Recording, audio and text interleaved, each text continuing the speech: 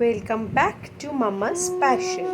আজকে আমরা মাছের চপ বানাবো। তার জন্য কিছুটা আলু সেদ্ধ নিয়ে নিয়েছি, এখানে মাছ নিয়ে নিয়েছি, নুন হলুদ দিয়ে সেদ্ধ করে কাঁটা ছাড়িয়ে নিয়েছি, আর নিয়েছি কিছুটা ক্যাপসিকাম কুচি, কাঁচা লঙ্কা কুচি, অরিগ্যানো, পেঁয়াজ রসুন ভাজা, ভাজা মশলার গুঁড়ো, শুকনো লঙ্কার গুঁড়ো এবং নুন।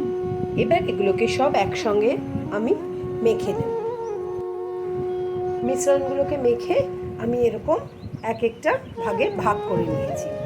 এবার এক পিস ব্রেড নেব, তার একটা সাইড জলে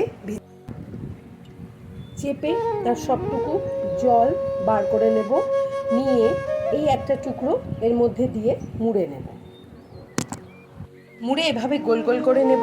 এবার আমি এগুলোকে তেলে ভাজব।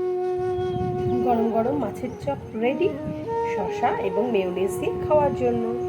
Thank you.